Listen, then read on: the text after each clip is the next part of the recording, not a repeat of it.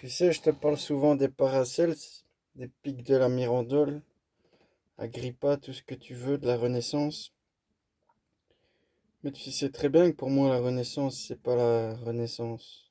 C'est plutôt la dénaissance, ça veut dire l'inverse de la naissance, c'est-à-dire l'inversion, la mort. C'est ça pour moi la Renaissance. Je veux bien que pour toi ça semble une grande fiction et une grande connerie ce que je te dis, mais si tu fais tes recherches, tu verras bien qu'il y a eu quelque chose à ce moment-là, entre l'avant et l'après. Mais pour cela, il faut, comme je le dis, faire abstraction du modèle établi. Parce que le modèle établi, comme je l'ai précisé, c'est un modèle subversif. Il faut comprendre les raisons pourquoi il est subversif, pour comprendre qu'il est subversif et de voir comment il est subversif. Mais tout ça semble des choses incongrues pour certains. Mais ce n'est pas grave. Je voulais parler d'un autre monsieur qui est venu à cette période importante où il y avait Copernic, c'est-à-dire monsieur Jacob Bohm. Tout le monde sait très bien que c'est un mystique et qu'à la fois il avait raison dans certaines de ses paroles. Alors moi je vais lire le chapitre 10 de ce livre et cela va durer quelques minutes, hein. Alors voilà, laissons-le faire.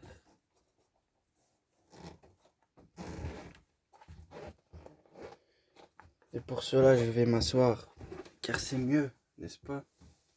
C'est mieux de s'asseoir, n'est-ce pas? Des quatre éléments du démon et du monde ténébreux, comment on peut les reconnaître dans ce monde extérieur? Comprenez? Le premier élément du monde ténébreux et du démon est l'orgueil. Comprenez, l'orgueil, c'est ce vice. Le second est la cupidité. Le troisième est l'envie. Le quatrième est la colère. Orgueil, cupidité, envie, colère.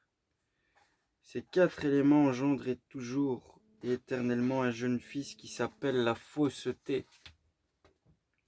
Ce même fils est un véritable enfant de l'Adam perdu, qu'il a laissé derrière soi pour souverain du monde, qui est devenu roi dans le monde et a possédé tout le monde, et gouverne dans tous les points dans le troisième principe. Tu comprends pourquoi ils l'ont persécuté aussi, celui-là? Parce que ça, Copernic et la clique, là, c'est pas ce qu'ils nous disent, hein.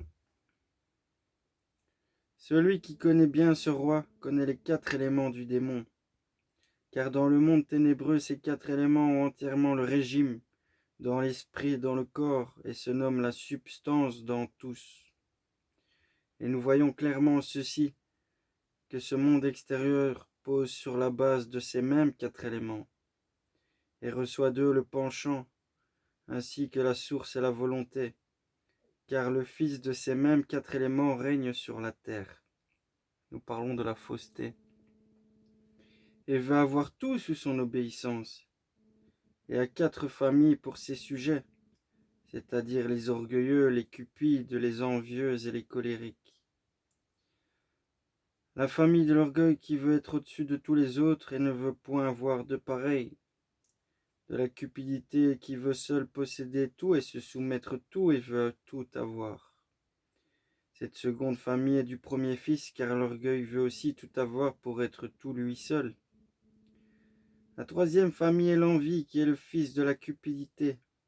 Si celui-là voit qu'il ne peut pas seul avoir tout, alors il pique comme un poison et ne congratule en rien personne. Sa volonté dans toute chose est ou d'attirer à soi et de posséder seul, ou de tempêter là-dedans avec une volonté mauvaise. La quatrième famille est la colère, qui est le fils de l'envie. Ce qu'elle ne peut pas atteindre avec une volonté mauvaise, elle l'allume dans le feu colérique et le brise avec puissance. Elle excite les guerres et les meurtres, elle veut tout briser. Cette famille veut tout assujettir avec violence. Ainsi ce sont là les quatre éléments du démon, qui tous les quatre sont l'un dans l'autre communs. L'un sort de l'autre, et l'un engendre l'autre. Ils dérivent de la nature ténébreuse ou de l'astringent, de la mer, de l'angoisse et du feu. Mais comme la puissance de Dieu leur est opposée pour qu'ils ne puissent point avoir puissance dans ce monde, alors ils se sont engendrés un fils subtil avec lequel ils gouvernent, et celui-là se nomme la fausseté. Celui-là prend sur soi le manteau de la couleur divine pour que personne ne le connaisse. Et il veut rappeler un fils de la vérité et de la vertu, mais c'est un fourbe. Il parle autrement qu'il ne pense et qu'il n'agit. Il porte aux yeux l'éclat de Dieu et dans le cœur la puissance et le poison du démon. Celui-là est le roi sur la terre et gouverne 2 royaumes. Le premier s'appelle la perdition, le second Babel ou la confusion. Ce roi a revêtu de la puissance et de la force le royaume de la perdition. C'est l'habit de ce même royaume. Le second royaume ou Babel, c'est-à-dire la confusion, il l'a revêti d'un habit blanc reluisant. Cela tient pour lui la place de Dieu. Par là, ce roi règne sur la terre comme s'il était Dieu. Et les peuples adorent ce même habit, et sous cet habit est l'homme de la fausseté et de la fourberie. Et il a en soi sa mère, les 4 éléments, l'orgueil, la cupidité, l'envie et la colère. Ainsi les 4 éléments du démon dominent sous un manteau luisant. Et les hommes se déchirent pour ce même manteau. Chacun veut le tirer à soi. Mais celui qui s'en revêt, se revêt de l'enfer et de la colère de Dieu. Ce manteau est honoré en place de Dieu. Et c'est le manteau dont la colère de Dieu a revêti Adam et Ève, lorsque le démon les trompa. Adam l'humanité, Ève la vie des humanités étant trompée, en sorte qu'ils s'écartèrent de l'obéissance de Dieu ou de la lumière divine. Et c'est ce même manteau dont Dieu, depuis le commencement du monde, nous a avertis de ne pas nous revêtir, car le démon est là-dedans pour hôte. Lorsque nous nous en revêtons, alors nous nous revêtons du démon pour hôtellerie, et il nous faut faire ce qu'il veut, car il est l'hôte de cette même maison, et repose dans ce même manteau. Comme il est le prisonnier de Dieu, alors il nous revêt de son manteau, et nous range par là à son service dans Babel la confusion. Là il nous faut tourner Dieu en dérision, car nous avons le manteau de Dieu, et par-dessous nous avons le démon pour hôtellerie et pour hôte. Ainsi la langue donnait à Dieu de bonnes paroles, et le cœur à l'esprit des 4 éléments de la colère, et ainsi Dieu est joué par le diable. De sorte cependant que Dieu doit voir que lui, le démon, est Seigneur et roi sur les hommes, et ne regarde la souveraineté de Dieu que comme un manteau luisant, où lui, le démon, est intérieurement l'homme, le maître, et à l'homme prisonnier dans ses bras. À la vérité, le manteau le couvre par-dessus, et se fait nommer par les hommes le Fils de Dieu. Mais sous ce manteau, l'homme n'est que l'agent de sa volonté, en sorte que tout ce que le démon ne peut ni n'ose faire dans son royaume, l'homme le fait dans son service. Le démon ne peut tuer personne, l'homme le fait volontiers pour lui plaire. Le démon ne peut pas non plus user de la création de Dieu, et l'homme en mésuse volontiers pour lui plaire, afin de se jouer de Dieu. Il excite par là l'orgueil, la cupidité, ainsi que la fausseté et la méchanceté, et dispose par là tout ce que le démon veut avoir. Il brille ainsi par là comme un dieu. C'est pourquoi le règne extérieur est devenu un continuel tombeau de mort du démon, et de l'homme faussement prétendu qui s'appelle homme. Mais cela n'est pas. Il suscite les meurtres et il étend la colère de Dieu, et il allume le monde ténébreux dans ce monde externe.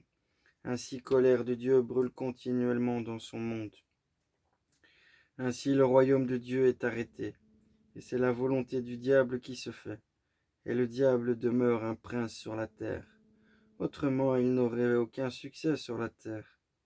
Or l'homme prétendu lui sert de valet, et accomplit ses volontés.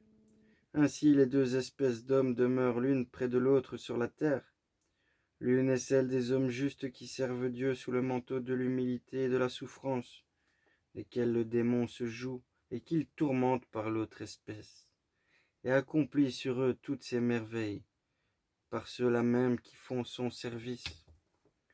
Comprenez? L'autre espèce s'appelle aussi homme. Ils marchent aussi sous la forme d'homme, mais ils sont de mauvaises bêtes. Ils se revêtent de leur habit de roi qui s'appelle fausseté, et ils vivent dans la vertu des 4 éléments de leur roi, savoir dans l'orgueil, la cupidité, l'envie et la colère. L'orgueil est la première vertu. Il arrache à l'homme juste le pain de la bouche et tourmente les malheureux pour qu'ils puissent le satisfaire. Il ne veut pas que rien se compare à lui. Il veut seul être le plus bel enfant de la maison. Il a revêtu l'habit luisant. Il veut passer pour pieux. Il faut qu'on l'honore et qu'on se courbe devant lui. Aussi rien ne peut se comparer à lui. Il veut être seigneur et dit « Je suis décent dans mon maintien ». Mais sa souveraineté est la cupidité.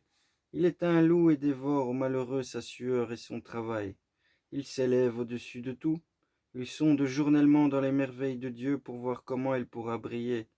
Il se présente amicalement et décemment, mais il était une vierge pleine de chasteté. Cependant il est une archi-prostituée, et est dans le cœur toutes les vertus. La chasteté et la justice, il est un perpétuel ennemi de l'amour et de l'humilité. Ce qui est petit, il le méprise, et il violente le petit sous son joug. Il dit à l'homme juste, tu es mon chien de chasse. Je te chasse où je veux, tu es fou et je suis sage. Il est lui-même le plus grand fou. Il néglige Dieu et le royaume du ciel pour une joie des yeux d'un petit moment. Il se jette dans les ténèbres et se revêt de l'habit de l'angoisse. La seconde vertu de ce roi de la fausseté est la cupidité, qui attire tout à soi et obscurcit à l'orgueil son habit luisant. Il attire à soi le bien et le mal l'un dans l'autre et remplit continuellement l'orgueil. Et lorsqu'il l'a senti, alors il prend son fils, la cupidité, et tourmente par là l'orgueil, de sorte qu'il n'a aucun repos dans sa splendeur. L'envie pique toujours dans la désireuse cupidité, comme s'il était fou et insensé, et il martyrise l'orgueil jour et nuit, en sorte qu'il ne se repose jamais. La cupidité est la vraie grossière bête de porc. Il désire plus qu'il ne peut manger. Sa gueule reste jour et nuit tout ouverte. Il ne laisse pas l'homme en repos et le tourmente sans cesse dans une ordure, en sorte que l'homme ne s'occupe que de la terre et des choses que la terre donne sans avarice de personne, et pour lesquelles il ne faut que du travail et aucune avarice. L'avarice se moleste elle-même et est son propre ennemi, car elle se remplit avec la douleur et l'inquiétude. Elle obscurcit l'intelligence de l'homme pour qu'il ne reconnaisse pas que tout vient de la main divine. Elle rend ténébreuse la lumière de la vie de l'homme. Elle détruit son corps, et elle lui dérobe la pensée et la majesté divine. Elle le jette dans le tombeau de la mort, et l'entraîne dans la mort temporelle et éternelle. Elle attire l'essence ténébreuse dans la noble image de l'homme, et fait d'un ange un démon colérique. Elle crée la turbe, la tourba, la tourbe sur le corps et l'âme. Et elle est la bête effroyable dans l'abîme de l'enfer, car elle est la cause du tourment et de la peine. Sans elle, il ne pourrait y avoir aucun tourment. Elle fait la guerre et les combats, car elle ne peut jamais être satisfaite. Posséda-t-elle tout le monde, elle voudrait aussi avoir l'abîme, car il n'y a aucun lieu formé pour son repos. Elle constitue le pays et les souverainetés, et aussi elle brise des rechefs. Et elle pousse les hommes dans une pure fatigue et dans l'inquiétude. Elle est tout simplement le cœur et la volonté du démon, car l'orgueil est le bel esprit qui croit à l'avarice. Il est le bel enfant qui devait posséder le ciel, mais l'avarice en a fait un fils de prostituée. Elle a introduit dans la Babel la confusion, dans la mer de la grande prostituée sur la terre, Babylone ou Rome du Vatican. Là, l'orgueil se prostitue sans cesse avec l'avarice, et n'est devant Dieu qu'un fils de prostituée, lequel ne peut pas posséder le ciel. Il a son royaume céleste sur la terre, et fait l'amour avec le roi de la fausseté qui reçoit tout son travail et le donne aux 4 éléments du démon dans le monde ténébreux. Là, l'orgueil doit suivre aussi avec l'avarice, lorsque le sac de l'angoisseuse avarice se brise. Celui qui est équitable et emporte cependant avec soi son avarice dans l'abîme, en sorte que l'orgueil mette sa joie là-dedans comme la folie dans son habit de fou. Celui-là se fatigue et s'angoisse pour qu'il engendre la folie, et plaise à ceux qui le regardent, en sorte qu'il est un fou insensé. De même aussi l'orgueil et l'avarice est le fou de Dieu, et le battleur du démon qui met sa joie à faire de l'image de Dieu une image de fou. La troisième vertu est l'envie dans les 4 éléments du démon. Dans le royaume de la fausseté qui est un aiguillon, un tapageant, un tempétant comme un mauvais poison. Il ne peut rester nulle part. et n'a aucun lieu pour son repos. Sa mère, l'avarice, ne lui laisse aucun repos. Il faut toujours qu'il fasse rage et tempête. Il faut qu'il entre dans ce en quoi il n'est pas né. Il est la bouche de l'avarice, un perpétuel menteur et calomniateur. Il pique dans le cœur de son voisin et le blesse. Il se dévore lui-même par sa faim envenimée, et cependant n'est jamais rassasié. Il fait le mal être sans limite et sans mesure. Il est le plus grand venin et l'œil de l'enfer. Le démon voit par là dans l'âme et le corps de l'homme. Le sien n'est égal à rien. Il n'est aucun feu, mais l'aiguillon du feu. Il dispose de tout ce qui est mal, et cependant ne trouve aucun repos. Plus il poursuit, plus il est insensé. Il est un poison affaibli. Il n'a besoin d'aucune substance et tempête, cependant, dans la substance. Il rend l'homme plus qu'insensé, en sorte qu'il désire de faire rage et de tempêter contre Dieu. Il est l'essence de l'enfer et de la colère. Il fait de l'amour la plus grande inimité. Il n'applaudit à rien dans personne, et est cependant lui-même un rien affamé. Nous parlons de l'envie. Comprenez l'envie, la jalousie? Celui-là est l'esprit de la volonté du démon que l'homme reçoit en soi pour hôte. Il reçoit le démon avec la colère de Dieu, car il charrie le martyre infernal et le malheur. Il est la perpétuelle affliction et inquiétude, et il ravage la noble image de Dieu, car il est Dieu et l'ennemi de toutes les créatures. La quatrième vertu dans les quatre éléments, dans le royaume de la fausseté du démon, est la colère, la méchanceté. C'est le vrai feu infernal, car la colère est engendrée entre l'avarice et l'envie. Il est le feu et la vie de l'envie. Ce que l'envie ne peut pas accomplir, la colère l'accomplit. La colère prend le corps et l'âme tout ensemble, et court comme un démon tempêtant. Il veut tout tuer et tout briser. Il court au mur et aux prisons. Et quoiqu'il se crève lui-même, il est cependant furieux comme un chien fou qui déchire et mord tout. Et il est si vénéneux dans sa colère que ce qu'il ne peut pas dominer, il l'empoisonne cependant. Il est la véritable goutte du monde. Si l'orgueil ne peut pas, dans son manteau luisant, recevoir la puissance par son adresse et sa fausseté, alors il exerce ensuite la quatrième vertu qui frappe avec le poing là-dedans et suscite la guerre. Oh, combien est joyeux le démon quand ces quatre éléments règnent ainsi! Il s'imagine encore être le maître sur la terre, quoiqu'il soit prisonnier.